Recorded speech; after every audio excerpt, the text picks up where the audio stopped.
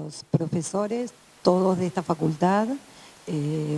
Luego de terminadas las 4 exposiciones, si alguien quiere hacer alguna pregunta, bueno, al finalizar la podemos hacer.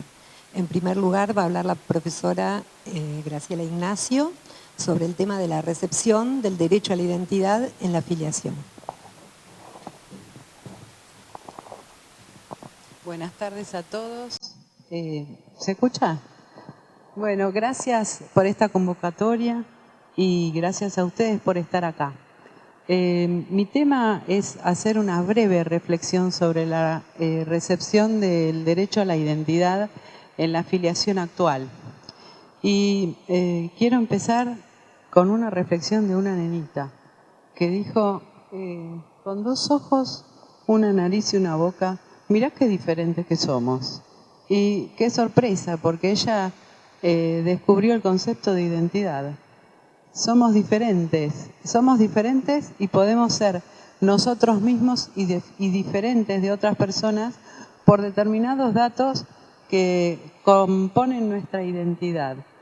En materia de filiación, solamente fíjense que tenemos desde la concepción hasta la muerte la posibilidad de tener una identidad estática con nuestra genética a partir de la unión física del óvulo con el espermatozoide, que dentro de sí tiene cada uno media cadena de ADN, que cuando se fertiliza se produce una cadena completa, que es la que nosotros tenemos en todas las células nucleadas del organismo y que mediante pruebas de comparación de muestras de ADN podemos determinar quiénes suministraron esa composición de ADN que nosotros tenemos. Eso es un dato de la identidad estático, que no se modifica nunca. Pero en el devenir del ser humano hay un dato dinámico, que es la identidad familiar, que en lo que a filiación se refiere, está vinculado con aquellos que nos criaron, con aquellos que nos cuidaron durante la niñez y que quedan emplazados como progenitores según la legislación. Refiriéndome a la Convención de los Derechos del Niño, y ya que estamos, podemos pensar en el concepto de familia que la Convención tiene en su principio. Y ahí establece que la familia sería entonces un marco natural para que criar y educar al hijo, para que desarrolle sus potencialidades y para que se convierta en un adulto autosuficiente para vivir en sociedad. Consecuentemente, en esta aspiración, aquellos que nos criaron tienen que habernos dado, por ejemplo, pautas y hábitos de conducta, desarrollar nuestra potencialidad para que nosotros podamos vivir en sociedad. Y esto es un concepto que trasciende lo individual, es una idea de la Convención de los Derechos del Niño que tiene mucho más. Es decir, ¿qué sociedad queremos tener? Sería la pregunta. A partir de estas 2 identidades, identidad estática e identidad dinámica, podemos ver la recepción dentro de las distintas filiaciones que hay en nuestra legislación actual. Tenemos 3 filiaciones: filiación por naturaleza, filiación por adopción, que ya la teníamos en el Código Viejo, y filiación por técnicas de reproducción humana asistida, que incorpora una práctica, algo que ya era de práctica en el país y que generó frondosa jurisprudencia. A pesar de que la ley establece que el emplazamiento de los hijos es igualitario en cuanto a hijos, hay distintas causas por las cuales se emplazan y que establecen distintos principios vinculados con la identidad. En la filiación natural, el emplazamiento tiene como antecedente una relación sexual fértil, lo que significa el aporte natural de los gametos del hombre a la mujer y la fertilización del embrión dentro del cuerpo, naturalmente dentro del cuerpo de la mujer. Entonces tenemos una relación sexual unida inescindiblemente a la fertilidad natural más una genética más una responsabilidad parental o patria potestad, como la llamaba el código antes.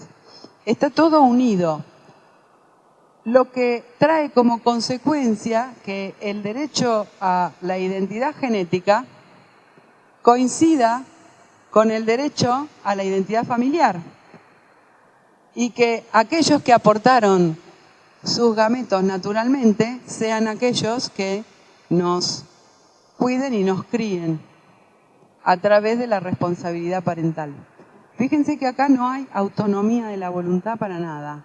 Es decir, madre es y padre es aquel que tuvo la relación sexual y aportó sus gametos para que luego la mujer tenga el parto. Si nosotros vamos a buscar la Convención de los Derechos del Niño, encontramos en el artículo 8 que se protege el derecho a la identidad del niño y que el Estado tiene la obligación de restablecer inmediatamente el dato de identidad que el niño ha perdido. Sumado a esto, tenemos en el artículo 7 el derecho del niño de conocer en la medida de lo posible a sus padres y de ser cuidado por ellos. Y como broche, tenemos en el artículo 8 el respeto por parte del Estado de las relaciones familiares de conformidad con la ley.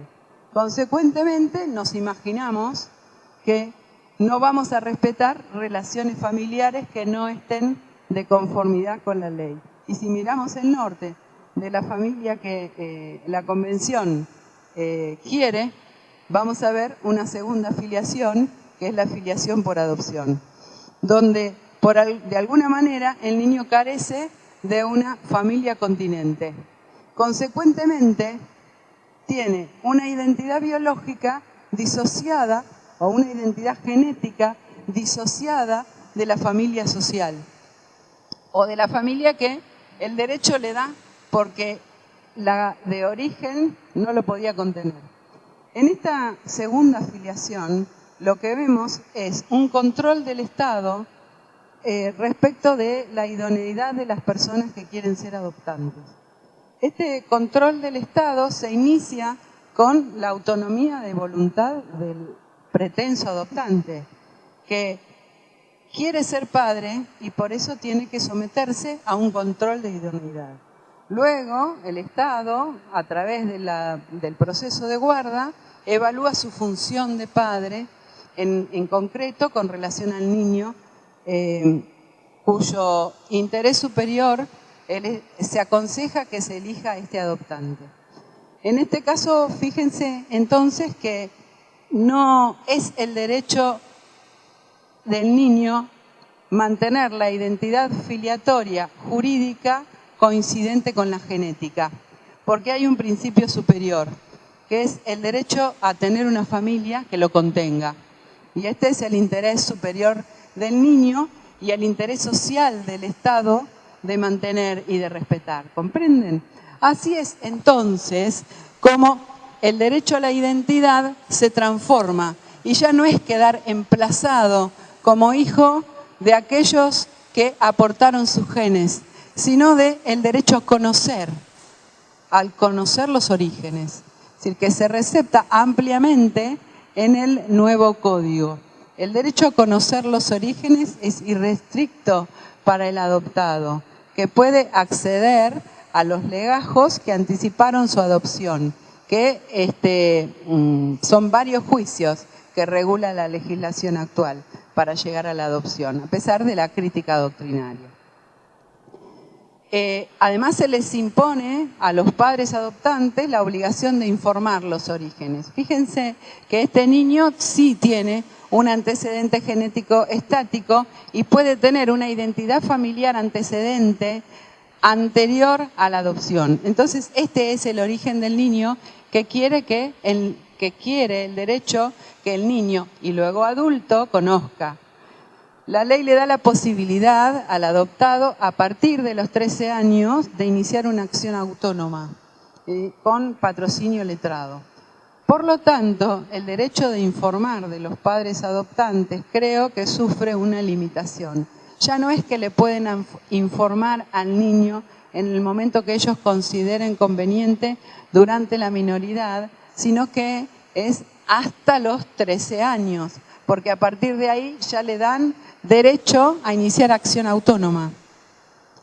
Lo que quiero rescatar con relación a la adopción son dos aspectos de la familia o la identidad dinámica o social que en este código están de alguna manera limitados. La primera está vinculada a una norma dentro de la adopción que establece, a la par de la protección del interés superior del niño, el agotamiento de todos los medios para lograr que el niño se mantenga en su familia biológica.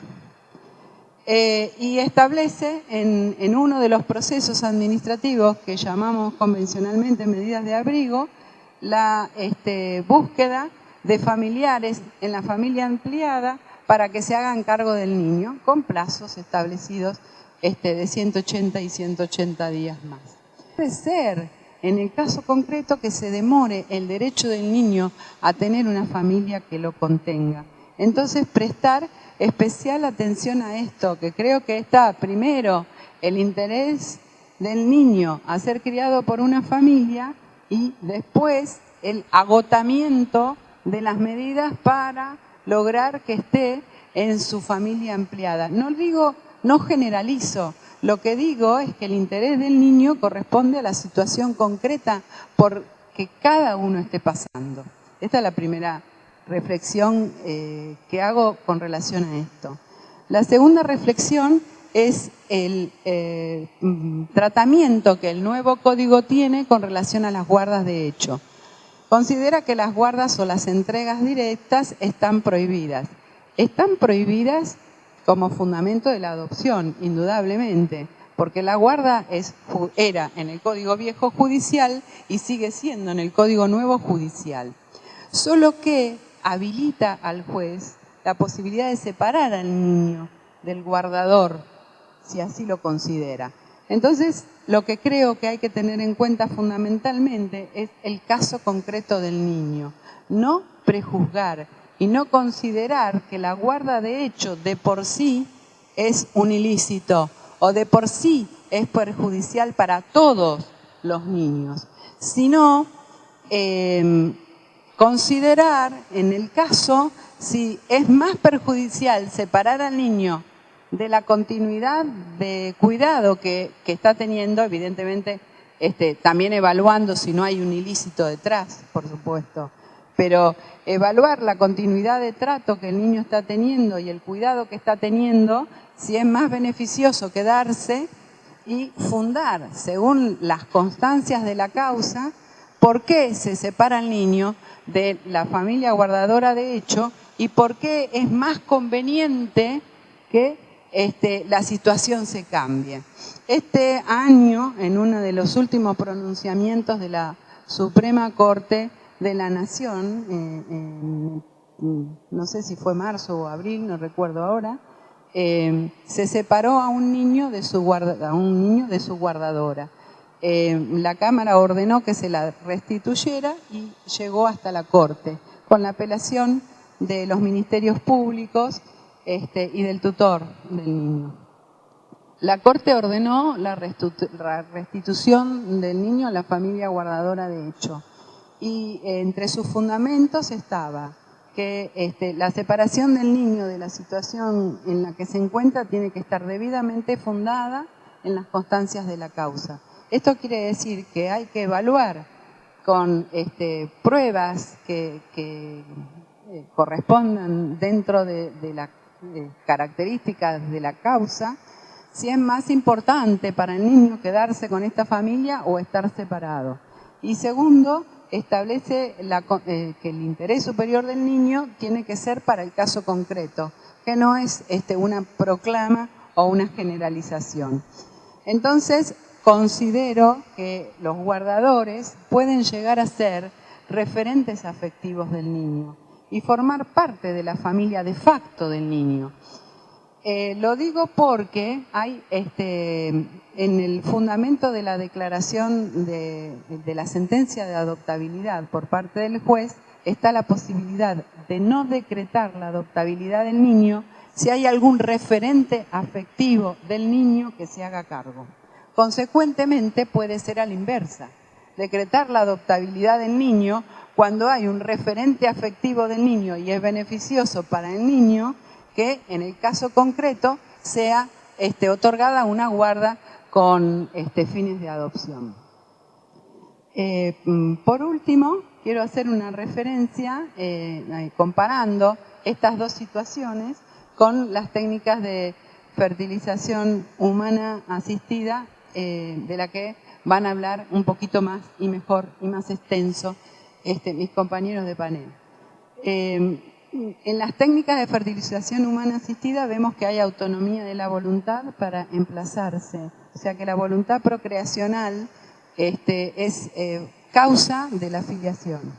No hay posibilidad de que haya donante de gametos anónimo, o sea que el niño nacido de las técnicas no comparta sus gametos con, su genética con quienes están emplazados como progenitores del niño.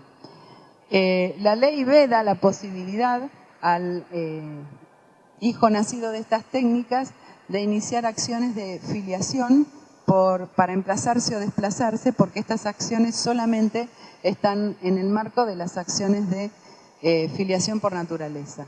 Impide la posibilidad de emplazarse con el donante anónimo, hago solo una enumeración, y si bien establece la necesidad de que el legajo del nacido de estas técnicas sea completo, no impone, como le impone a los adoptantes, la obligación de los padres o de los progenitores de los nacidos de estas técnicas de informarle.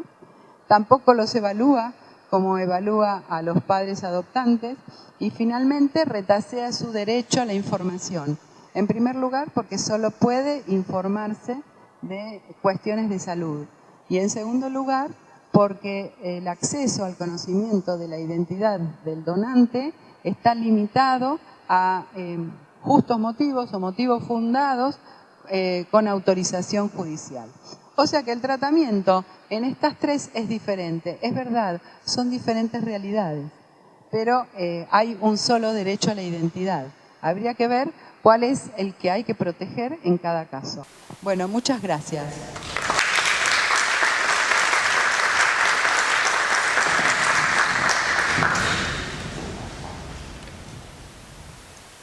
Bueno, va a continuar el panel con la exposición del profesor titular Néstor Solari, quien va a disertar sobre la legitimación activa y la caducidad en las acciones de filiación.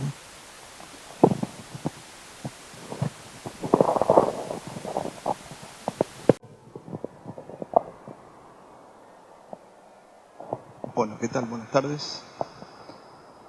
El tema puntual que vamos a tratar tiene que ver con la cuestión de las acciones de filiación en punto a la legitimación activa y la caducidad de las respectivas acciones, para señalar que en esa evolución respecto del nuevo Código Civil y Comercial se ha producido un avance respecto de varias cuestiones. En primer lugar, ahora con el nuevo texto, a diferencia del Código Civil derogado, quedó especificado en cada una de las acciones, en el último párrafo que trata el Código sobre las distintas acciones de filiación, el 588, el 589, el 90, 91 y 92, la imposibilidad del ejercicio de la acción por parte de aquellos que hubieran nacido mediante el uso de técnicas de reproducción humana asistida. Cuestión que es importante porque en el texto del Código derogado, al no estar, digamos, prevista estas situaciones, siempre lo biológico era el eje único contemplado, en este caso por Vélez, ¿no? Y entonces, ahora queda claro que aquellos que se hubieran sometido a las técnicas de reproducción humana asistida, cualquier tipo de acción de filiación le queda absolutamente vedada. En ese sentido, digamos, se clarifica o se soluciona expresamente esta situación. Y que lo señala, aunque reiterativamente, el Código en cada una de las acciones, en el párrafo final del tratamiento de cada una de las acciones, tanto de impugnación de la paternidad, maternidad y de la extramatrimonial. En segundo lugar, una de las cuestiones que estaba en debate desde el punto de vista jurisprudencial en el viejo código era la supuesta o la pretendida ampliación de la legitimación activa respecto de algunos que estaban no incluidos como beneficiarios para iniciar la respectiva acción de filiación. En ese sentido, se viene originariamente del Código de Vélez, aún con reformas, de una distinción clara que surgía expresa o implícitamente ya en las últimas leyes entre la familia matrimonial y extramatrimonial. Porque en cuanto a la impugnación de la paternidad matrimonial, estaba claro en el viejo código de que la acción era muy restringida en cuanto a los legitimados activos. En cambio, en la extramatrimonial estaba más abierta. Digamos, ese punto de distinción está dado en la vieja o el viejo concepto de la distinción clara entre la familia matrimonial y extramatrimonial. En ese punto, el nuevo texto del Código Civil y Comercial amplía la legitimación activa porque en lo que era el viejo 258, 259 y 260 respecto a la impugnación de la paternidad matrimonial, que tenía una legitimación activa muy restringida, porque solamente se la daba al hijo y al marido, de la madre en este caso, y eventualmente a los supuestos herederos, no tenía contemplada la legitimación activa en los casos jurisprudenciales que se habían dado en vigencia del viejo código respecto a la madre, a la mujer, a la cónyuge en este caso, y fundamentalmente, uno de los interesados principales, el padre biológico. En ese sentido, la legitimación activa era restringida porque en el viejo concepto lo que se protegía era la paz familiar, en cuanto a que el único perjudicado podía ser eventualmente el supuesto marido. Fíjense que no se le daba la legitimación activa a la madre en el argumento de que la madre estaría alegando su propia torpeza y en particular su propio adulterio. Un principio que puede ser válido obviamente cuando no existe el derecho a la identidad o en un criterio, digamos, antiguo, cuando no existía el derecho a la identidad. En esa supuesta paz familiar, la madre no podía alegar su propio adulterio para impugnar la paternidad matrimonial. Ese esquema ya en la década del 90 había sido cuestionado en un precedente que llegó a la Corte, muy conocido, Páez Vilaró, en la cual la madre es la que, pretendiendo declarar la inconstitucionalidad del 259, planteó la impugnación de la paternidad matrimonial de su marido en este caso. La Corte, y en las distintas instancias, denegó esta legitimación activa declarando la constitucionalidad del 259. Digo esto porque era a fines de la década del 90, es decir, no muy lejano.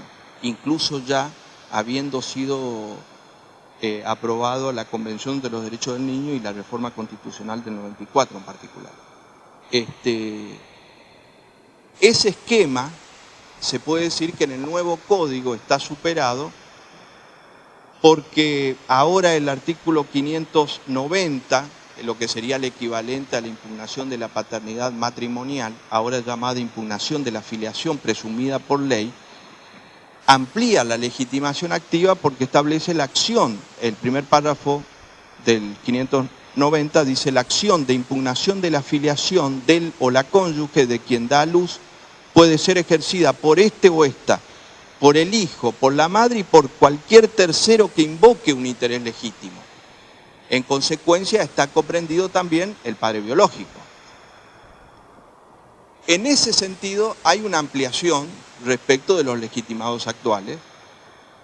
Saco claro el caso del hijo, digo el caso del hijo entre paréntesis porque la evolución de la legitimación activa respecto del propio hijo ya fue dado incluso antes de la Convención sobre los Derechos del Niño y la Reforma Constitucional 94, en un adelanto importante que ha tenido el derecho argentino, allá por el 85, con la ley 23.264 de filiación y patria potestad, recientemente derogada, que fue un avance en ese contexto, porque fíjense que se otorgó la legitimación activa al hijo en las acciones de filiación con la particularidad de que lo tenían todo tiempo.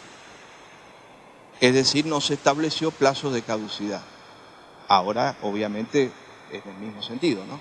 Pero digo, esa evolución es importante en el derecho argentino porque respecto a lo que sería el derecho a la identidad en cuanto al principal interesado, el propio hijo, ya la Argentina lo tenía incluido antes de la Convención sobre los Derechos del Niño.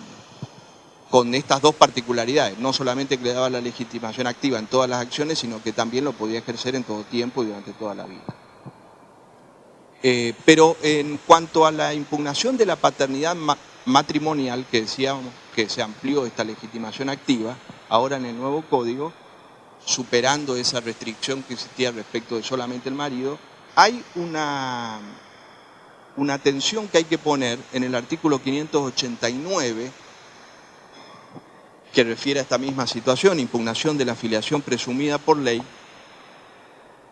porque dice, él o la cónyuge de quien da a luz puede impugnar el vínculo filial de los hijos nacidos durante el matrimonio o dentro de los 300 días siguientes a la interposición de la demanda de divorcio o nulidad, o de la separación de hecho o de la muerte, mediante la alegación de no poder ser el progenitor o que la filiación presumida por la ley no debe ser razonablemente mantenida de conformidad a las pruebas que la contradicen, lo que era similar al texto del 258. Pero ahora agrega y dice, o en el interés del niño, o en el interés del niño. Esta expresión puede ser peligrosa, y de hecho ya lo fue, porque conforme a esto, cuando el artículo siguiente establece la amplitud de la legitimación activa en el 590, le daría al juez la facultad de denegar esa legitimación activa, eventualmente. Ojo con eso, porque ya ha pasado hace un año, cuando todavía no era ley, un año y medio, la Suprema Corte de Buenos Aires tiene un precedente que se fundó en este párrafo, denegando al padre biológico la legitimación activa. El caso era que una persona tuvo relaciones sexuales con una mujer casada y entonces pretendió impugnar la paternidad matrimonial del marido para reconocer obviamente su filiación. En ese caso, la Suprema Corte de Buenos Aires hizo una distinción, y todavía en el viejo sistema, que había planteado la inconstitucionalidad porque no tenía la legitimación activa de acuerdo al 259, el padre biológico, estableciendo una distinción al decir que si la madre continuaba viviendo con el marido, no tenía legitimación el padre biológico. En cambio, si la madre cesaba, de hecho, al menos, esa convivencia con su marido, entonces tenía la legitimación activa. Esto es importante destacar porque con nuevas palabras se mantiene el viejo sistema. Otra vez volvemos a la paz familiar, en el sentido de decir que si la madre, y lo que decía Machado y Segovia, decía, si el marido le perdona a la madre la infidelidad, está perdonado. Y entonces no hay acción. Conforme a esto, que puede ser válido en un razonamiento de hace 100 años, no tiene nada que ver o no tendría nada que ver con el derecho a la identidad. Indudablemente el perdón del marido a la madre, válido, es una cuestión entre ellos, pero no puede quedar imposibilitado en este caso el ejercicio de la acción si el móvil o el interés fundamental en la acción de filiación es la realidad biológica, en las acciones de filiación que estamos hablando. En ese sentido se denegó la legitimación activa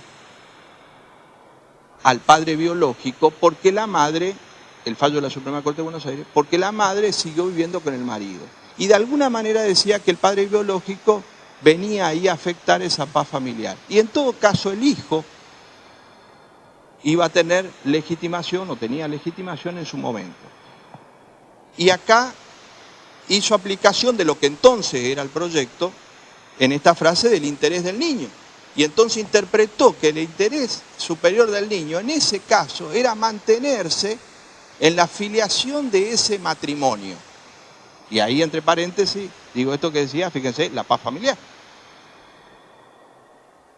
Y el fallo incurre en algunos defectos de fundamento porque mezcla la posesión de Estado con la voluntad procreacional, diciendo en todo caso que el marido, al reconocer esa situación y al perdonar, entre comillas, estaba ejerciendo una posesión de Estado y era como si tenía una voluntad procreacional. Todas estas palabras son importantes porque de lo que se trata es de distinguir en los términos, y sobre todo en filiación, esta distinción que utiliza indistintamente en algunos casos la Suprema Corte de Buenos Aires de posesión de Estado y voluntad procreacional, porque la voluntad procreacional está reducida o restringida a las técnicas de reproducción humana asistida, y en ese contexto obviamente es válido la fuente de la filiación nacida de esa voluntad procreacional.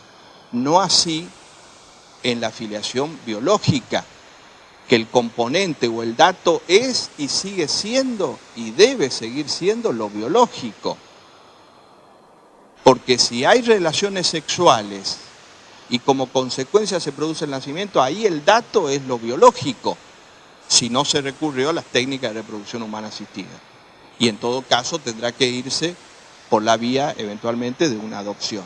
Digo, este dato es importante porque en las relaciones sexuales lo que ha existido siempre en el vínculo de filiación nacido por relaciones sexuales, el elemento o el dato que siempre se ha conjugado es la posesión de Estado. Ahora, esa posesión de Estado, tanto en el viejo código como en el nuevo, fíjense que siempre está por debajo del vínculo biológico, porque tanto el viejo 256, derogado, que decía la posesión de Estado debidamente acreditado en juicio de filiación equivale al reconocimiento, salvo que se pruebe lo contrario, el vínculo biológico. El nuevo 584 avala esto, lo mismo, porque dice posesión de Estado. La posesión de Estado debidamente acreditada en juicio tiene el mismo valor que el reconocimiento. O sea, está claro que la posesión de Estado ha sido y sigue siendo un elemento o una prueba determinante equivalente al reconocimiento para producir el emplazamiento. Pero fíjense que decía y sigue diciendo, y acá está la clave, dice, coma, siempre que no se virtúe por prueba en contrario sobre el nexo genético.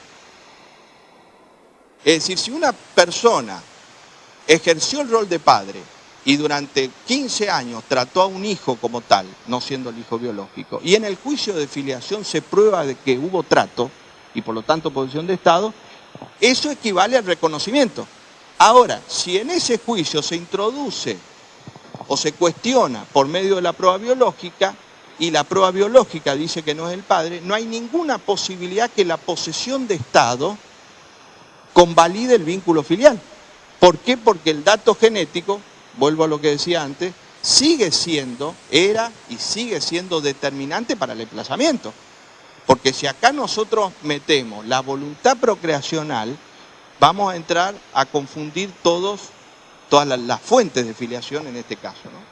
Y por eso digo, fíjense que el 584 convalida esto y en este caso, que decía recién, si el marido le perdonó a la madre y por lo tanto lo trata al hijo de la madre como hijo propio, si el padre biológico comprueba el nexo biológico, no habría posibilidad que subsista ese vínculo filial.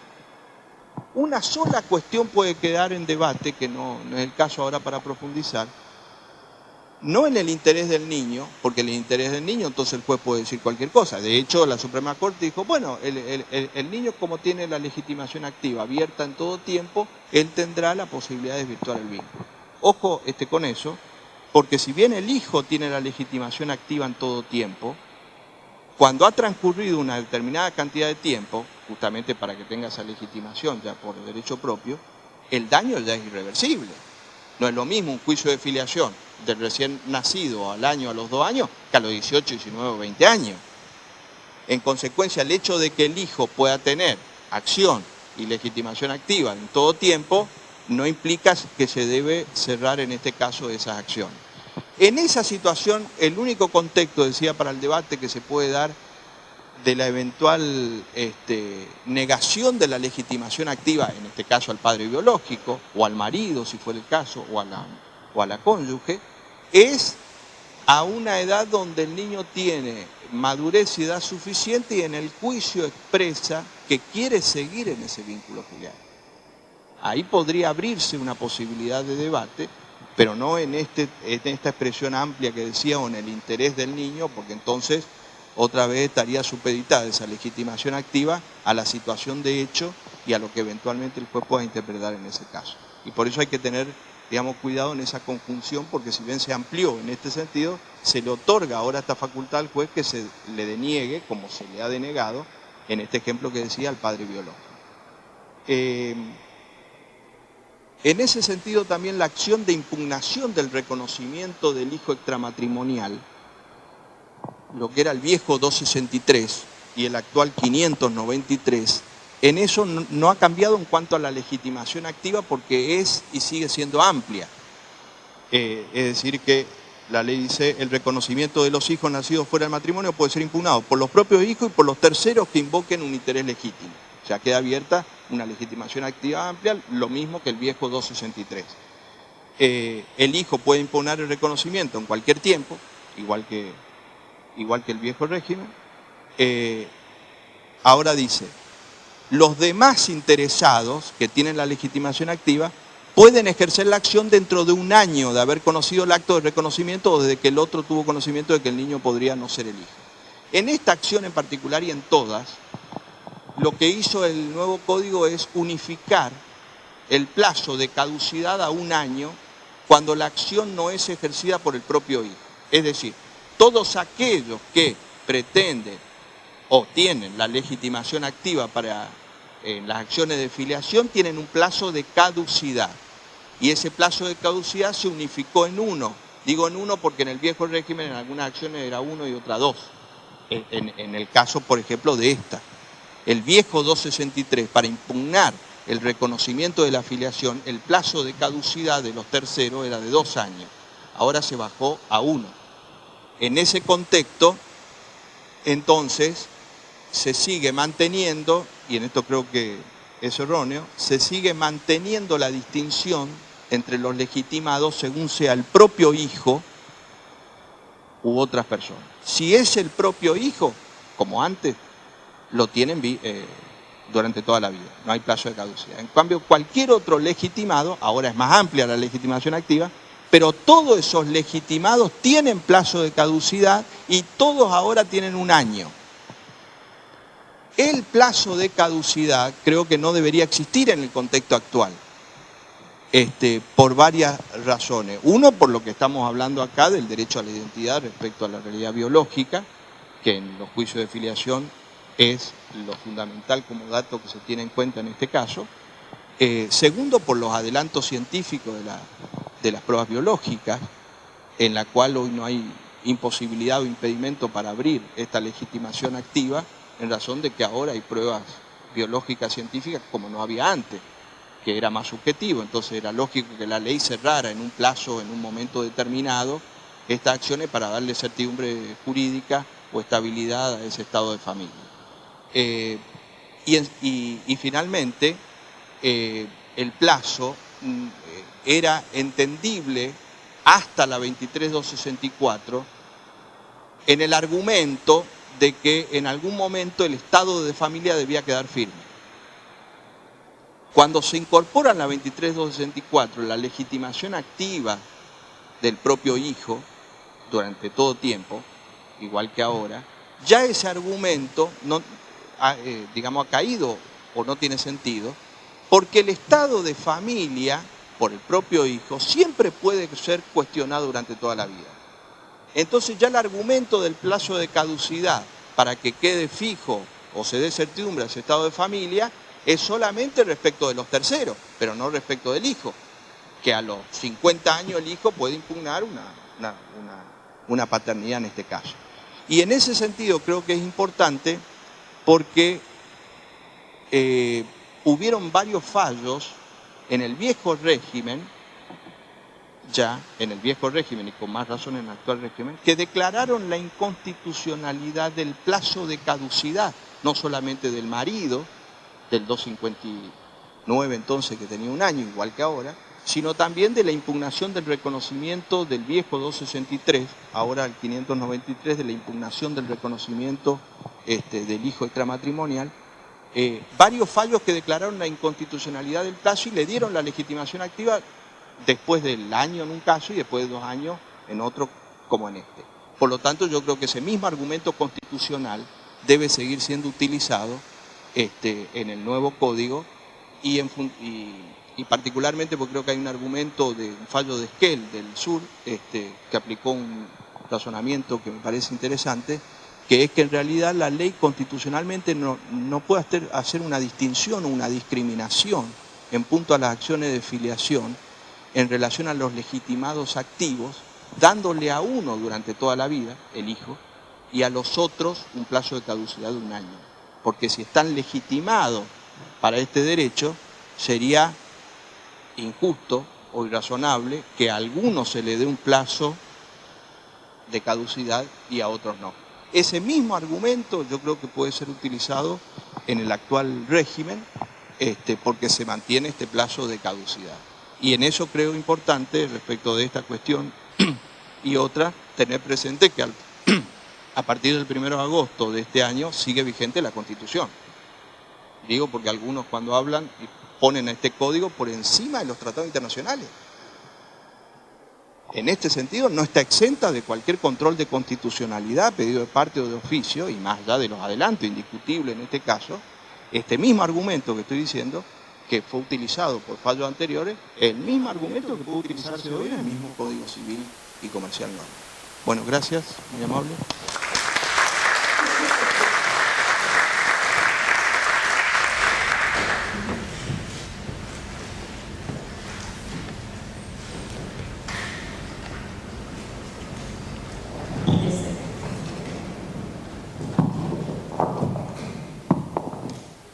Bueno, yo voy a hablar de filiación por técnicas de reproducción humana asistida. En realidad, con el doctor Ocampo, los dos hemos distribuido los temas más complejos que presenta la filiación por técnicas de reproducción humana asistida en el Código Civil y fuera del Código Civil, que es donde está la mayor complejidad en aquellas cuestiones que el Código precisamente no regula en materia de filiación por técnicas de reproducción humana asistida. Es curioso porque en los fundamentos del proyecto el legislador menciona varios principios, uno de los cuales es que es un código para una sociedad multicultural, ¿no? Esto es, bueno, entendido incluso de manera crítica, porque la noción de multiculturalidad no necesariamente tiene que ver con lo que se ha legislado, pero aún desde una perspectiva no étnica uno podría decir que el legislador tuvo la intención de incluir a los tradicionalmente excluidos o discriminados. Y desde esta misma perspectiva, en derecho de familia se dice, se han recogido los cambios sociales que la ley no puede ignorar.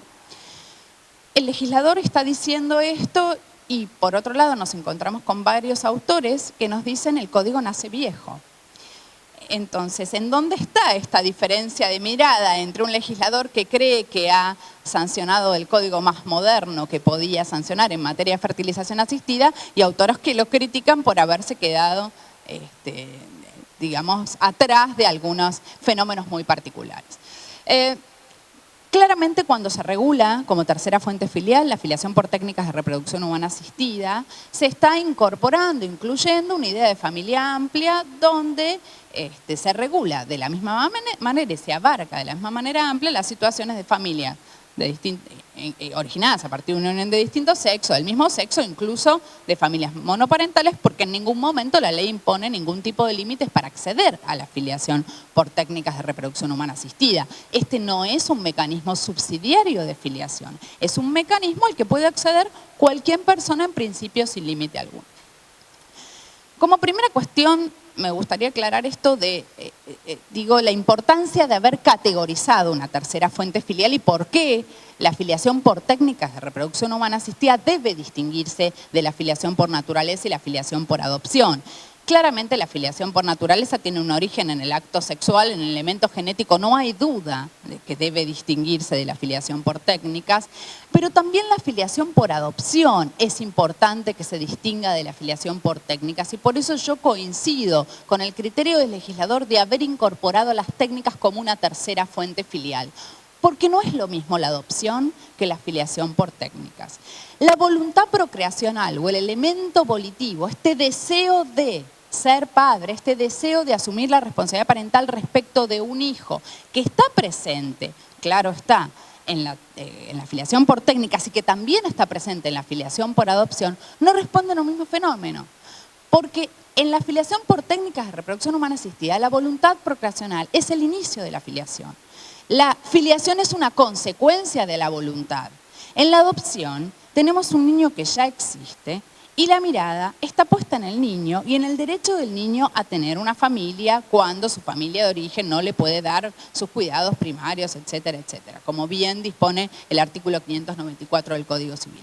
Es decir, las figuras son claramente diferentes porque en la adopción este elemento volitivo es una consecuencia que digamos, una consecuencia a partir de la cual surge una relación filial con un niño que ya existe. Cuando hablamos de la filiación por técnicas, el niño no existe y nuestra voluntad es el origen de la filiación. Por eso digo yo que muchas veces se confunde, quizás también de alguna forma un eufemismo, siempre se habla del interés superior del niño en todas las clases filiales. Claro está que el interés superior del niño es un elemento, un principio a tener en cuenta en todas las clases filiales. Lo cierto es que cuando nosotros y cuando el legislador regula y reconoce la filiación por técnicas, corre la mirada del niño al adulto, porque el derecho es del adulto, no del niño, porque el niño no existe.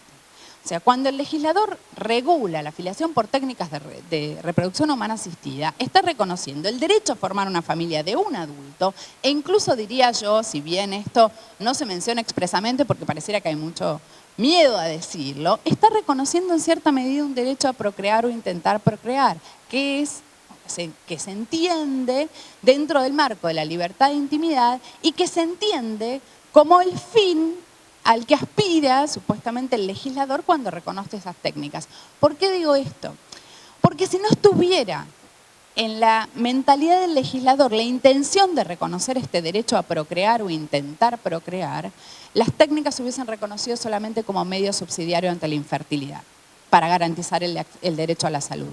Y esto no es así, no es así en nuestro derecho, ni siquiera, no solamente con el Código, no era así con la ley 26862 que regula y que impone a las obras sociales la cobertura de los tratamientos de fertilización y que abarca a todos los interesados, sean parejas de distinto sexo, del mismo sexo o personas solas. Entonces, esto como primera cuestión yo lo quería aclarar para ver en qué marco nos manejamos cuando hablamos de técnicas de reproducción humana asistida.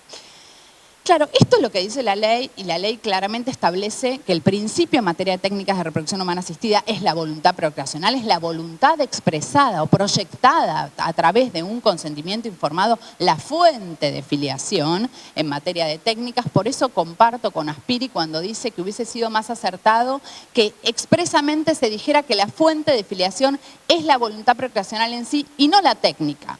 Porque cuando al Estado le importa de qué manera se accede a la filiación, cuando en esta filiación intervienen terceros ajenos a los que expresan su voluntad procreacional. Es decir, cuando en la filiación interviene el material genético de la propia pareja que quiere asumir la voluntad procreacional, poco le importa al Estado de qué manera yo accedo a la filiación, si a través del acto asexual o a través de un acto médico. La relevancia de una tercera fuente filial como algo distinto de la filiación por naturaleza se presenta cuando interviene el material genético de un tercero porque es ahí donde puede haber conflicto. Incluso cuando quien da a luz es una mujer sola. A ver, ¿cómo hace una mujer sola para evitar el reconocimiento de cualquier vecino cuando ha tenido un hijo con un donante anónimo? Pues bueno, va a tener que inscribir esta filiación con el consentimiento informado. Entonces, la relevancia de esta tercera fuente filial y de diferenciarla se presenta, repito, cuando interviene material genético de personas ajenas a quienes expresan su voluntad procreacional. ¿Cuáles son los problemas que se presentan con independencia de la regulación legal? Los problemas son muchos, el doctor se va a ocupar de dos de los más candentes, que es la cuestión vinculada con la gestación por sustitución o maternidad subrogada y la fertilización post-mortem. Y yo quiero tratar muy brevemente tres cuestiones que me parecen que son de sumo interés y que tampoco están resueltas por el código. La primera tiene que ver con estas famosas familias o multiparentales, esta triple filiación, cuádruple filiación, poliamor, lo llaman algunos autores. Estos casos como el del Registro Civil de La Plata, que hace pocos meses reconoció una triple filiación de dos mujeres que fueron con un varón que había prestado su material genético, que habían acudido a una fertilización asistida casera, ¿sí? No en un centro médico, casera, y este niño es inscripto con 3 progenitores. ¿Es posible esto en el marco del nuevo Código Civil? Bueno, en el Código Civil, el 558, establece de manera clara que la filiación es un fenómeno binario. Ninguna persona puede tener más de 2 progenitores. Esta es la letra del 558. Es decir, primer límite que impone el legislador. Nadie puede tener más de 2. Puede ser mamá, papá, papá, papá, mamá, mamá, pero no más de 2 para el legislador. Por eso algunos autores dicen que el código nació viejo y los proyectos multiparentales y las parejas del mismo sexo que deciden de a 3, 4 criar un niño de manera conjunta tienen cabida en el Código Civil. La primera limitación está en el 558. La filiación para el código siempre debe ser binaria. Segunda limitación, ¿cómo se accede a esta filiación? Porque no cualquier voluntad procreacional es determinante de filiación para el legislador.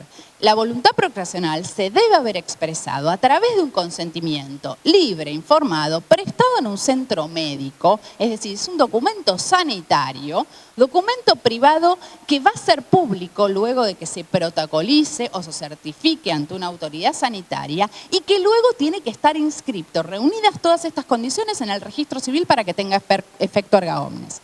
Es decir, el juez podría suplir alguna de estos requisitos de la cadena a través de una información sumaria, etcétera, si es que tenemos lo primero, que es el consentimiento en un centro médico. Pero si el consentimiento no se dio en un centro médico y la fertilización fue casera, como en el caso de La Plata y como en muchos otros casos, ¿puede determinar filiación? Segundo límite que impone el legislador. Para el nuevo Código Civil no es posible determinar filiación y en ese caso la filiación se rige por las reglas de la filiación por naturaleza. Tercer límite, presunción de filiación.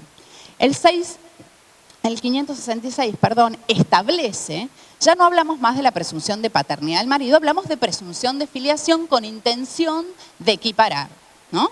Tanto a los matrimonios del mismo sexo como a los matrimonios de distintos sexos. Entonces se dice que se presume que el hijo es hijo de él o la cónyuge si nació dentro de determinados plazos legales. Pero lo cierto es que acto seguido el mismo artículo establece que esta presunción no se aplica para los hijos nacidos de fertilización asistida donde se requiere el consentimiento informado. De modo que es por la galería esto de que la presunción es para todos.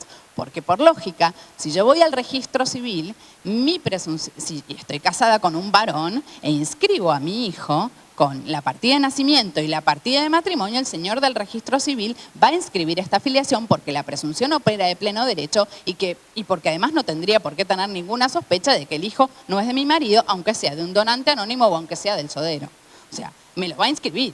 En cambio, si el matrimonio es de 2 mujeres, el oficial del registro civil me va a requerir sí o sí el consentimiento informado porque no hay manera que 2 mujeres tengan un hijo sin recurrir a un varón. De modo que tampoco habría, y volviendo al caso de La Plata, esta posibilidad, como existe en el derecho comparado, en Inglaterra o en Quebec, de generar una presunción de comaternidad. Si no hay consentimiento informado con los requisitos que exige la ley, no hay filiación por técnicas. ¿Podrá plantearse la multiparentalidad? Sí, podrá hacerse. Ahora, habrá que declarar la inconstitucionalidad en el caso concreto del 558, argumentando que esta multiparentalidad responde al interés superior del niño en este supuesto. Creo que la única vía a mi criterio judicial. La segunda cuestión que en realidad ha sido abordada en su origen por el legislador, pero que luego ha sufrido modificaciones en la comisión bicameral y que resulta un sistema relativamente inconsistente. ¿Qué ocurre con la revocación del consentimiento prestado para la fertilización asistida y la naturaleza jurídica del embrión. ¿Por qué digo esto? En el 561 del nuevo código con claridad se establece que la persona puede revocar el consentimiento originariamente dado para la fertilización asistida antes de la implantación del embrión. ¿Sí? No se dice ni siquiera en la mujer, porque puede ser un trans, no importa, se lo dejo para otro momento, pero digo, antes de la implantación. Entonces uno pensaría, hasta el implante yo puedo revocar el consentimiento informado y puedo decidir que no quiero ser papá de estos hijos que quiere tener mi ex mujer.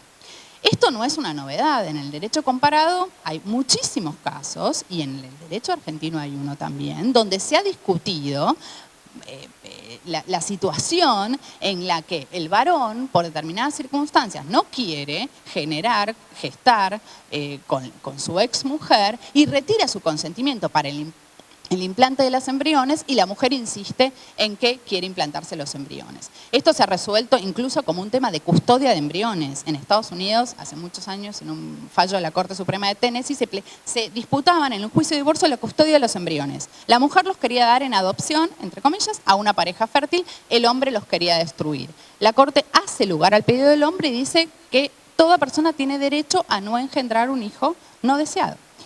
El Tribunal Europeo de Derechos Humanos, en el caso Evans contra Reino Unido del año 2006, también resuelve un conflicto de estas características con un contexto muy diferente, porque era una mujer que tenía cáncer y que por su enfermedad había quedado estéril, quería implantarse embriones crioconservados de su exmarido, y su exmarido solicita la destrucción de los embriones. Y el Tribunal Europeo de Derechos Humanos hace lugar al pedido del marido, manifestando, expresando que el derecho del hombre es de igual digno de protección que el derecho de la mujer. Nosotros tenemos un caso en la Sala J donde se planteó también en un contexto distinto, porque esta pareja ya tenía un hijo en común, se separan, la señora se quiere implantar los 5 preembriones y el marido dice no, o sea, no quiero tener más hijos con esta mujer. La Sala J hace lugar al planteo de la mujer. ¿Por qué? Porque el argumento es el artículo 70 del viejo Código Civil, el derecho a la vida desde la concepción. Entonces, lo que uno observa en el derecho comparado, que en general las soluciones vienen muy de la mano. Aquellas legislaciones que habilitan que se retire o que se revoque el consentimiento hasta el implante son las que consideran que el embrión crioconservado no es persona. Y por el contrario, las legislaciones como la italiana o como la austríaca, que consideran al embrión persona, no permiten que se revoque el consentimiento hasta la fecundación. Nosotros tenemos en este momento una gran disyuntiva, porque el 561 habilita a la persona a revocar el consentimiento hasta el implante, y el artículo 19 del Código Civil, ustedes saben que fue reformado, de modo que antes se distinguía en persona en la filiación por naturaleza y la filiación por técnicas. En la filiación por naturaleza, la persona desde el momento de la concepción, y en la filiación por técnicas desde el momento del implante. Esta distinción se eliminó en la comisión bicameral, y ahora persona es desde el momento de la concepción. Entonces, la pregunta es, ¿qué hago yo si el código me habilita a revocar el consentimiento y tengo miles de embriones crioconservados que para el derecho son personas? ¿Qué hago con esos embriones? Nótese que hay una ley que tiene media sanción por Cámara de Diputados que dispone que después de 10 años cesa la crioconservación de los embriones, con un plazo máximo de 5 años de prolongación de esta crioconservación. ¿Cómo compatibilizamos el 19 con esta ley y con la posibilidad de revocar el consentimiento? Muchos autores coinciden en que la manera de compatibilizar o de tratar de dar una solución a esta conflictiva es invocando o aplicando el caso Artavia Murillo contra Costa Rica, que resuelve la Corte Interamericana de Derechos Humanos en el año 2012, porque desde la perspectiva del control de convencionalidad sería un fallo obligatorio para la Argentina. La Corte Interamericana dice que el embrión, mientras no sea implantado, no tiene derecho, digamos, no recibe la protección que brinda el artículo 4 de la Convención Americana para la vida humana, porque considera que el embrión no tiene posibilidad de supervivencia fuera del seno materno. Lo cierto es que esta es una interpretación posible, no es la interpretación que quiso que se haga el legislador cuando claramente y a sabiendas modifique el artículo 19 del Código. Último tema, la cuestión del anonimato, un poco la trató mi compañera, voy a ser muy breve. Es cierto que el código no tiene una recepción de la cuestión vinculada con el acceso a los orígenes en materia de fertilización asistida equiparable a la adopción. Yo creo que en eso hay una discriminación que no justifica, que no justifico. Hay un doble sistema y una posibilidad de acceder a los datos médicos solamente cuando se acredita que existen problemas de salud y este sistema es vía administrativa. O sea, directamente, perdón, ante el centro de salud, y la otra posibilidad es que directamente se haga un reclamo judicial, pero el juez deberá evaluar si existen razones debidamente fundadas para hacer lugar al reclamo. Lo que yo me pregunto es, ¿qué juez podrá negar un reclamo cuando lo que está en juego es el derecho a la identidad? Digo, me parece que el derecho a la identidad, el acceso a los orígenes, es de por sí una razón suficientemente juzgado como, razonable, digamos, como para levantar el anonimato del donante. Creo que el legislador, en definitiva, en cierta medida, ha ponderado el derecho a la identidad por sobre la intimidad del donante e incluso por esto que se discute de la eficacia del sistema, de que si el anonimato se levantara no habría más donaciones. Esto es un poco la tendencia que uno advierte o visora cada vez en más ordenamientos del derecho comparado, donde se tiende a prohibir el anonimato y a permitir el acceso a los orígenes. Luego se verá cómo, porque en realidad este acceso a los orígenes en materia de fertilización es muy propio, es personal del hijo nacido por la técnica y deberá combinarse también con el sistema de capacidad progresiva, y comparto lo que decía la doctora, de que en principio se presume que el adolescente podría tener acceso a estos orígenes del mismo modo que lo tiene en materia de adopción. Bueno, las problemáticas son múltiples. Lo cierto es que la jurisprudencia irá dando soluciones a los conflictos que se plantean y me parece que es indispensable que el régimen de filiación en materia de técnicas que prevé y regule el código esté combinado con otra columna esencial, que es una ley especial de fertilización asistida que imponga límites desde el aspecto bioético, porque por ahora, si no, está todo permitido y para nosotros va a ser bastante complicado ver cómo vamos a resolver cada uno de estos casos. Bueno, gracias.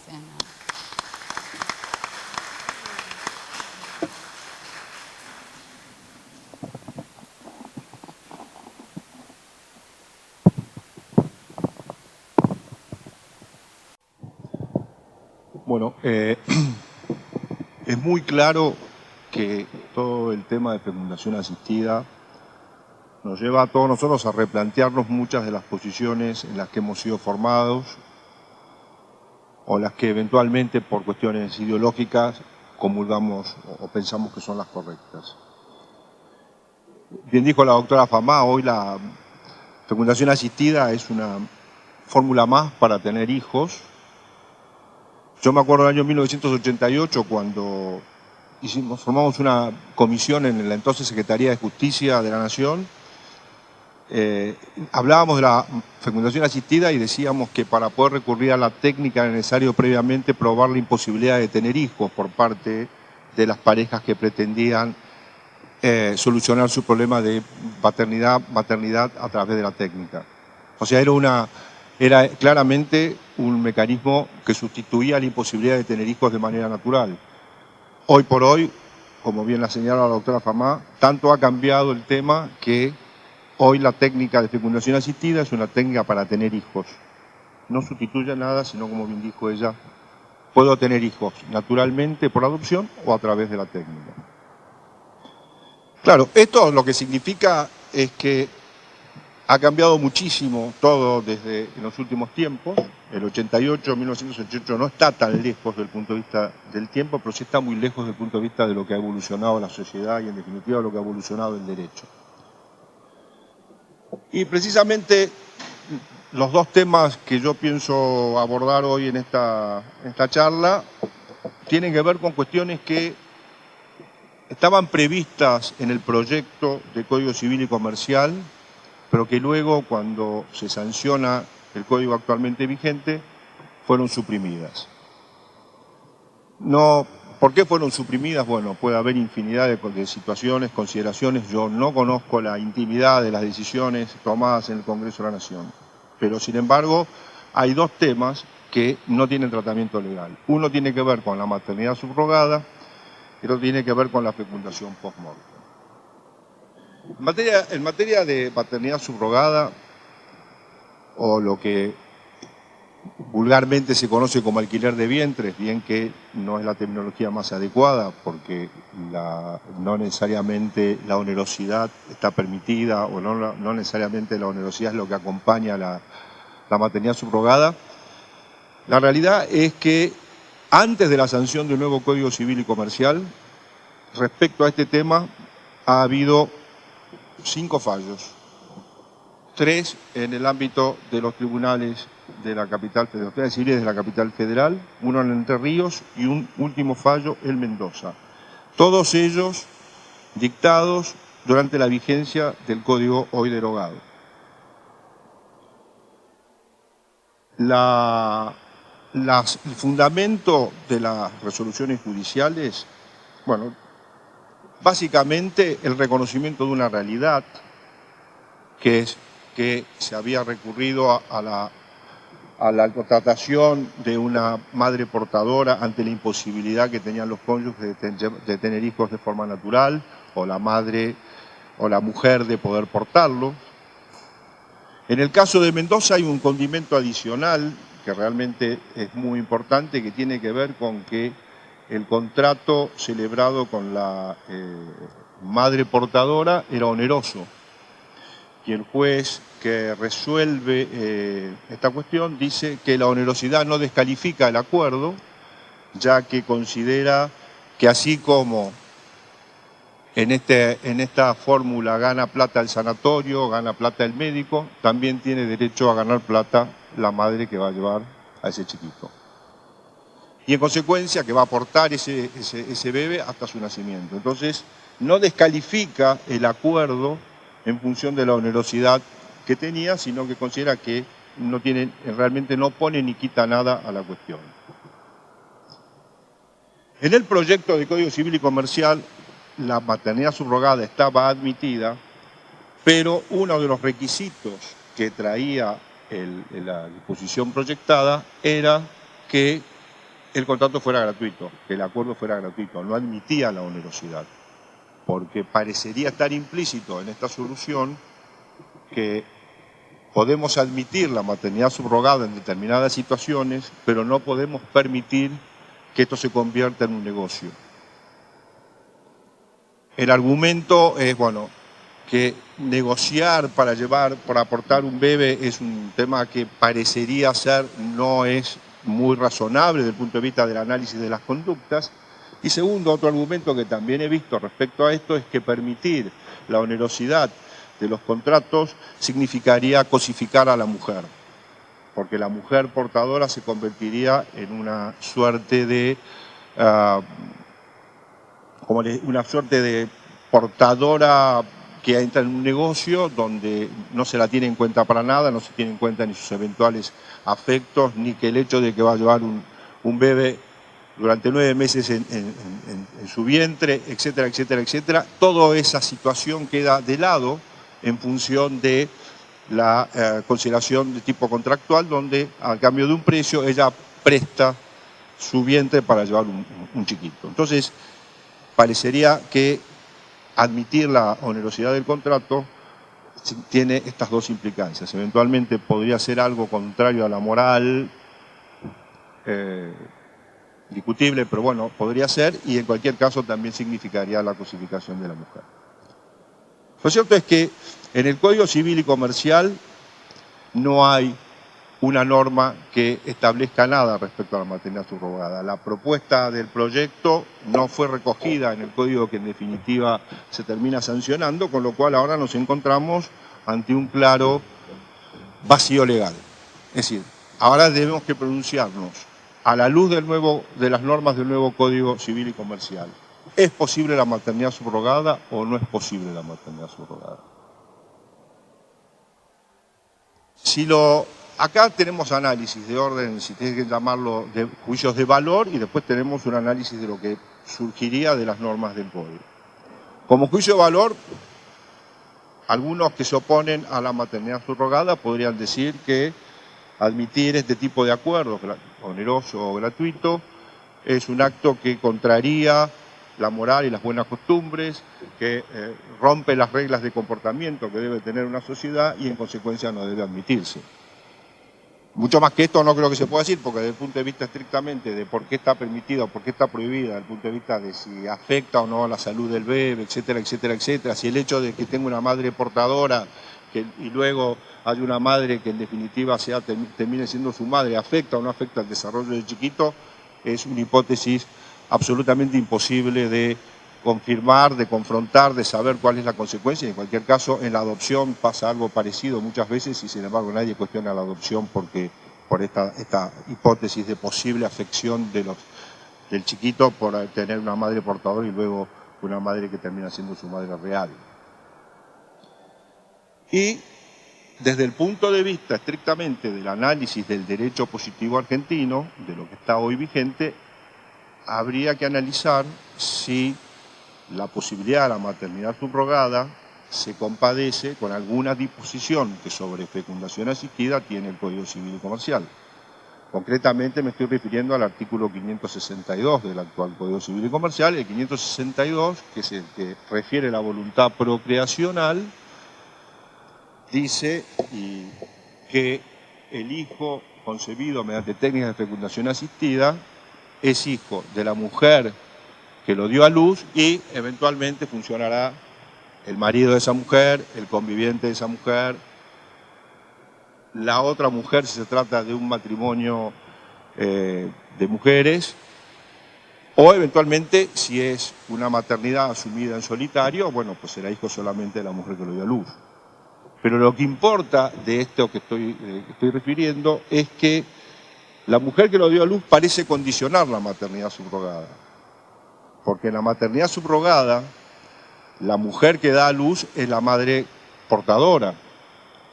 Con lo cual, si nosotros le damos a esta disposición del 562 una suerte de entidad que obstaculiza cualquier pedido en este sentido, no podríamos admitir la maternidad subrogada. ¿Por qué?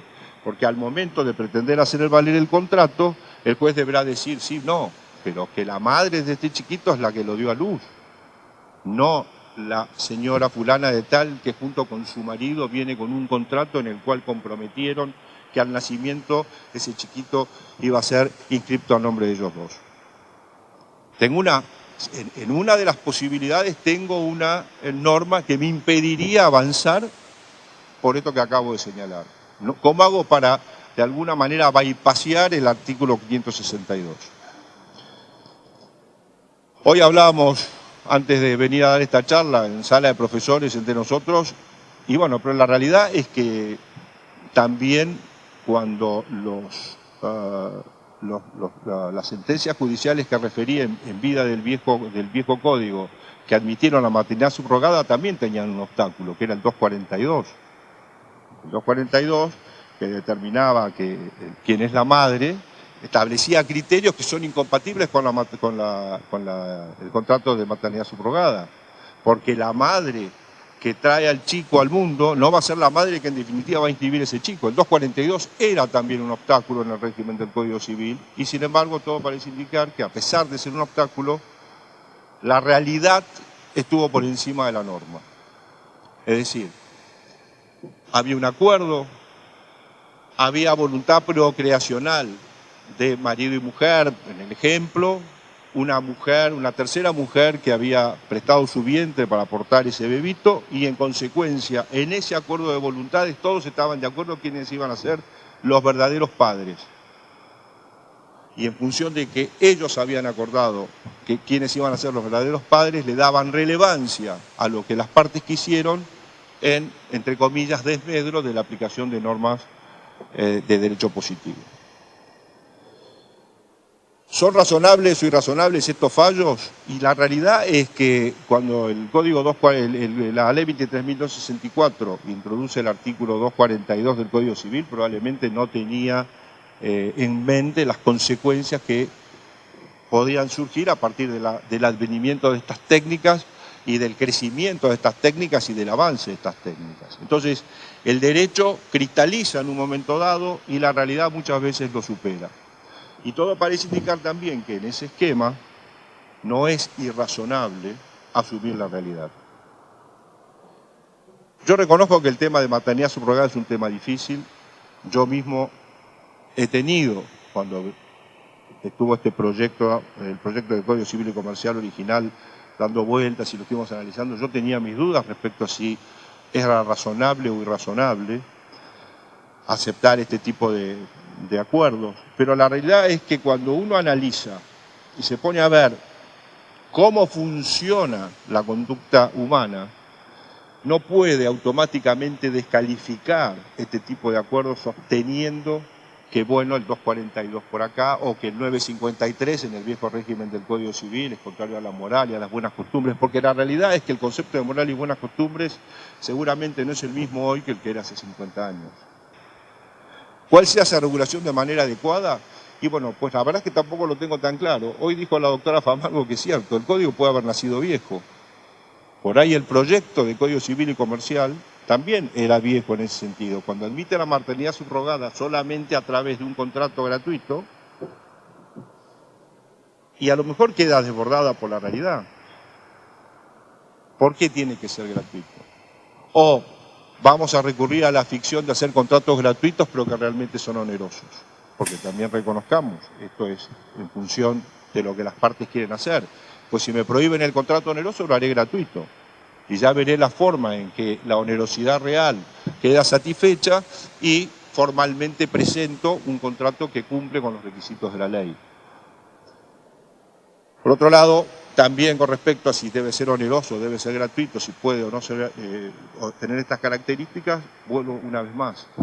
¿Qué está bien y qué está mal en este sentido?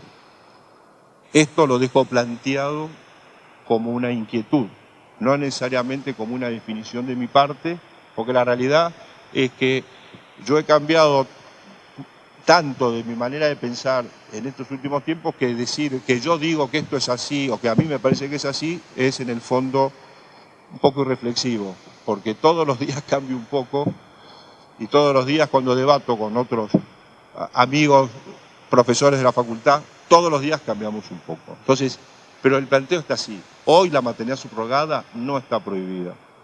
Si partimos del principio de interpretación, que lo que no está prohibido está permitido, si no la descalificamos por cuestiones de orden moral y aceptamos que el 562 no se convierte en una barrera en este sentido porque lo que pretende el 562 es en una realidad totalmente diferente, no está imaginando la maternidad subrogada. ¿Por qué digo que no la está imaginando? Porque el 562 es casi copia fiel del 562 del proyecto. La diferencia está que atrás del 562 en el proyecto había un 563 que regulaba la maternidad subrogada. En el Código Nuevo no hay ese 563. Entonces, de alguna manera me parece que lo que el 562 tuvo en cuenta era una realidad proyectada que no terminó siendo la realidad de la legislación. Entonces, interpretando en función de ese contexto, también cabe reflexionar si el 562 es realmente una barrera o no lo es, porque no está pretendiendo regular una situación como la maternidad subrogada, sino que pretende referirse concretamente al tema de la voluntad procreacional, etcétera, etcétera, etcétera.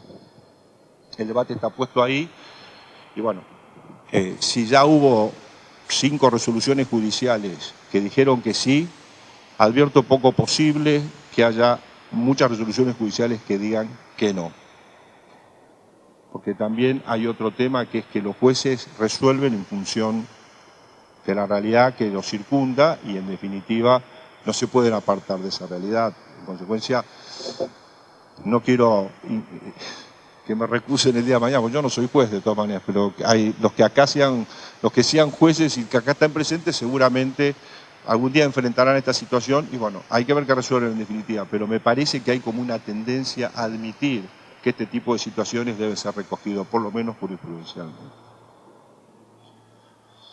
Y esto sin mezclar el tema del triple vínculo y que resulta que...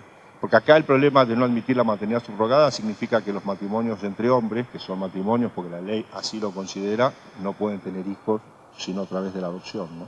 Porque si no pueden alquilar una madre para tener el chico, no pueden tenerlo de otra manera. Entonces, también hay que pensar en la exclusión que hay para un código civil que, como bien dijo la doctora Victoria Fama, tiene que ver con igualar a todos en el tratamiento de la ley. Este es un tema que a mí realmente me genera mucha inquietud. El otro tema que también me genera inquietud es el tema de la fecundación post-mortem. Lo que pasa es que acá sí hay un problema, porque un problema filosófico. Acá el tema es considerar qué es el embrión. Si el embrión es algo protegible, y si es protegible, no digo igual que la vida humana, pero lo más parecido a la persona viva, o al chico que está en el vientre materno. Entonces, admitir eso significa a buscar las alternativas para evitar que ese embrión pueda terminar en el camino final destruido. Porque este es el gran problema en el que al que por lo menos a mí se me plantea respecto al tema de los embriones no implantados. ¿Qué hacer con los embriones no implantados? Es decir, los proyectos hablan que en X tiempo el embrión puede ser destruido y demás. La pregunta es eso compatible con lo que uno quiere? ¿Es razonable que así sea? ¿Tenemos que tratar de evitarlo? Estas ya son preguntas que más que ver con un análisis jurídico tienen que ver con un análisis digamos, ideológico de cómo uno encara este tipo de problemas.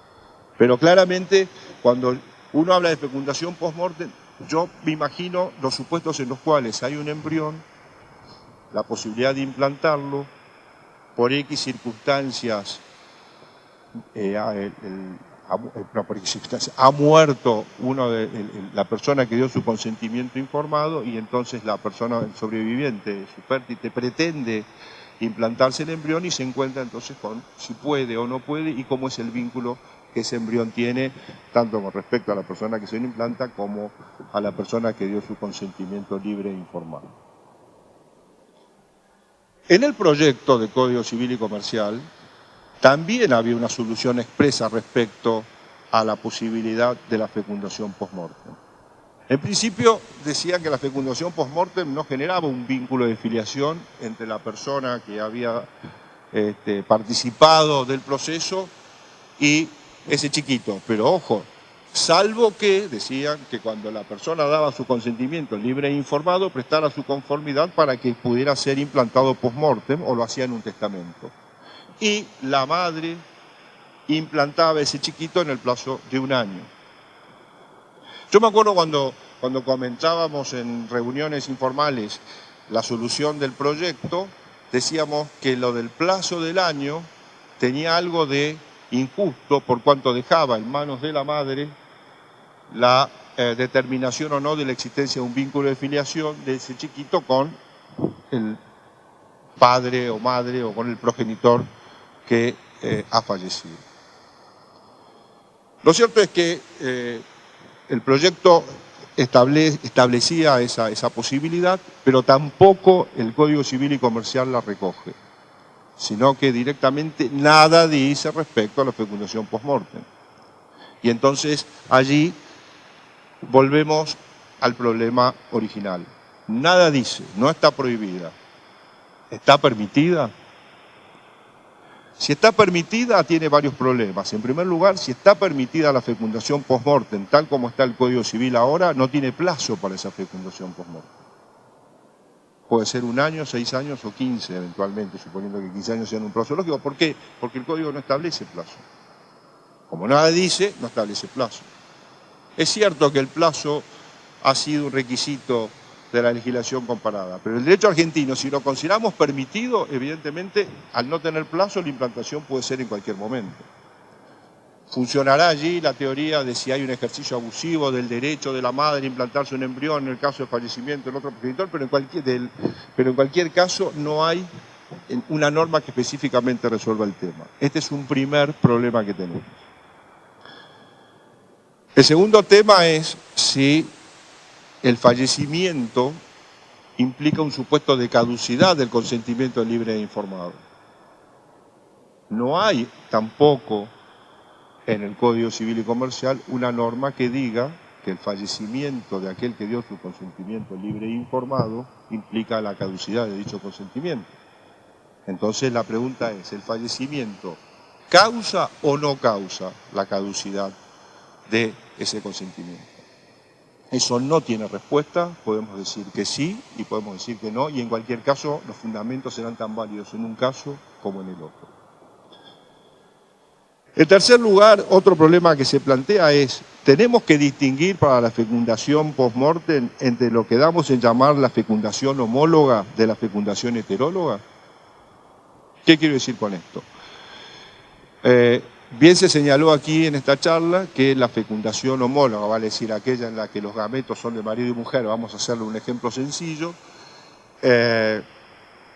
la filiación es por naturaleza, porque la única diferencia entre esa forma de la forma de tener el chiquito es cómo se genera el embrión, por llamarlo de alguna manera. En un caso es el acto sexual, en otro caso es la fecundación asistida, pero en cualquiera de los dos casos todos los demás datos son iguales a los de la filiación por naturaleza. Todos los datos genéticos que lleva ese chiquito son los mismos datos que tendría si el padre y la madre lo hubieran tenido a través de una relación sexual, digamos una relación sexual. Ahora, la pregunta es, si debemos equiparar la fecundación homóloga a la fecundación homóloga a la filiación por naturaleza, se nos caben dos preguntas. Uno, si se equipara la filiación por naturaleza, el consentimiento libre e informado se da una vez y no se necesita que se dé más. ¿Por qué? Porque cuando uno tiene un hijo por naturaleza, lo tiene una vez. No es que lo tengo y después dejo de tenerlo. Lo tengo porque mi mujer quedó embarazada y a partir de allí ese chiquito va a ser mi hijo. Entonces, si seguimos ese razonamiento, una vez que yo di mi conformidad para la generación del embrión y la implantación, ya no puedo volver nunca más sobre eso. Y si aceptamos que eso es así en la homóloga, entonces, ¿qué pasa en la fecundación post-mortem? ¿La permitimos absolutamente? Porque es como si fuera filiación por naturaleza, es como que la persona es persona en el mismo momento en que el embrión es persona a partir del momento que se generó, más allá de cualquier duda por el hecho de que es similar a la naturaleza. Entonces ahí, ¿hay plazo? ¿No hay plazo? Otra pregunta que no tiene respuesta. Y si fuera heteróloga, claramente está, volvemos a la pregunta de si la muerte de la persona que dio su consentimiento libre e informado implica la caducidad de ese consentimiento y en consecuencia la implantación de ese embrión donde los gametos son aportados por un tercero no es posible, o volvemos a generar el mismo debate respecto a si la falta de prohibición de la fecundación post-mortem habilita la práctica. Las respuestas, por supuesto, son dos posibles, sí o no. Los fundamentos en ambos casos son más o menos obvios, pero estos son los problemas que se están planteando, que a mi modo de ver se plantean en el actual régimen del Código Civil y Comercial, que deberían ser resueltos. Podemos resolverlos a favor o podemos decir que no están permitidos, pero los tenemos que resolver, porque si no se van a generar una cantidad de cuestiones que también, bien se dijo acá, van a tener que ser resueltas por los jueces. Y la realidad es que si bien es cierto que este Código Civil y Comercial le da muchas facultades a los jueces, lo más razonable es que en temas tan delicados como estos la ley de alguna manera dé parámetros generales que permitan a los jueces resolver con cierto sustento legal y no un poco en base a lo que piensan ideológicamente o lo que fuera. Bueno, nada más que esto y muchas gracias.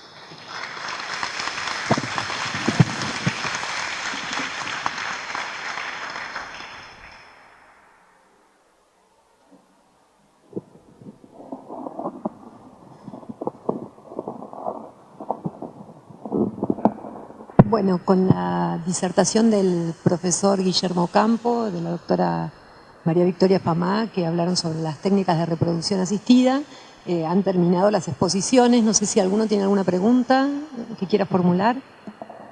Sí.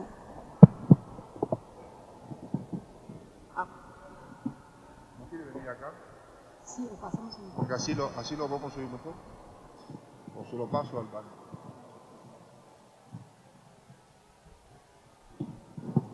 Sí, sí, sí.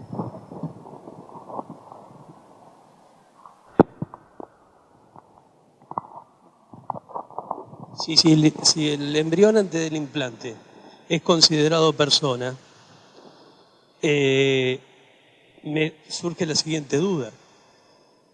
Si después de determinado plazo de tiempo, si no se implanta y se ordena la destrucción, y si es considerado persona el embrión, entonces no estaríamos frente a un aborto.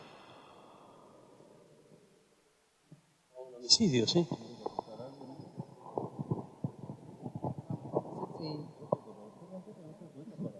En realidad, sí.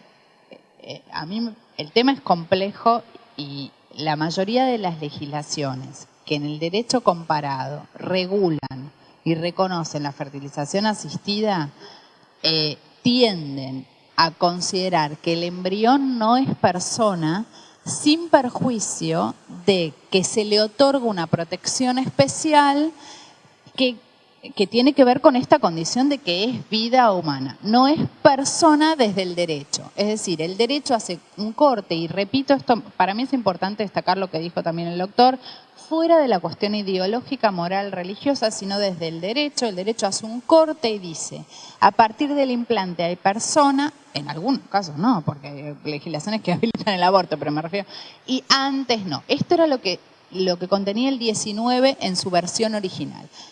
Con la modificación de la bicameral, el 19 no distingue y dice la existencia de la persona comienza desde la concepción.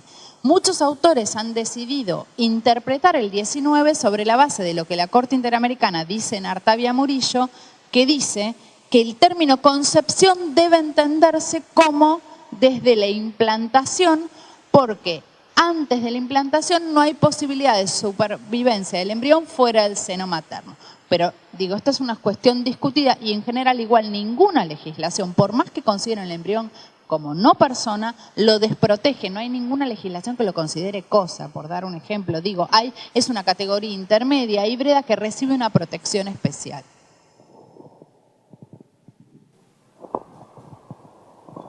Yo coincido sustancialmente con lo que dice la doctora Famá, es decir, hay un tema también acá con respecto a qué es concepción, ¿no? Porque también hay todo un debate respecto a qué es concepción desde el punto de vista médico. Yo conozco al menos 4 posiciones, reconozco que Artavia Murillo se pronuncia por una de ellas. Yo no estoy tan seguro de que Artavia Murillo se aplique automáticamente en la Argentina. Primero, no aplicaría en el sentido de que lo que se discutió en esta cuestión ante la Corte de Derechos Humanos tenía que ver con si la legislación debía o no debía, y si era posible la forma en que había sido hecho en Costa Rica. Y sobre eso la Corte dijo, no, eso como está mal, la legislación debe reconocer esto. Y nosotros ya la tenemos reconocida, porque la 26.862 y aparte el Código Civil reconoce la fecundación asistida, de modo tal que, desde ese punto de vista, nosotros no estaríamos violando la doctrina de Artavia Murillo. Pasa que Artavia Murillo también se mete en lo que es persona, y ahí es donde viene el tema ideológico, de alguna manera. Y aparte, el debate con respecto a qué es concepción. Entonces, ponerse de acuerdo sobre este tema es complejo. Yo conozco, voy a repetir 4 posiciones, y cuál sea la correcta, es difícil saberlo. Y ahí sí va a funcionar lo que cada uno de nosotros piense, claramente. Ahora, es cierto, el derecho es lo que el derecho, es decir, si el derecho dispone, lo que el derecho disponga está bien. El tema es qué es persona y qué es concepción en el derecho argentino. Porque el 19 es cierto que pretendió terminar con un tema derivado del proyecto que había merecido cuestionamientos aparentemente de sectores vinculados o de la Iglesia misma, pero yo no sé si terminó el problema o lo deja abierto de alguna manera, no tan claramente o no tan drásticamente como lo traía el Código Civil, el proyecto, pero sí deja abierto un problema de definir qué es concepción. Y ahí está jugada la cosa. En esta ley especial, que supuestamente algún día vamos a tener, hace 25 años que vengo oyendo de distintos proyectos de ley y nunca sale ninguno, Luis, de esto lo hemos hablado tantas veces, pero si nosotros podemos conseguir un proyecto que regule todas estas situaciones, superaríamos este debate. Hoy el debate viene porque no hay una solución en la ley. Si sale un proyecto definido como ley, bueno, pues entonces bienvenido sea.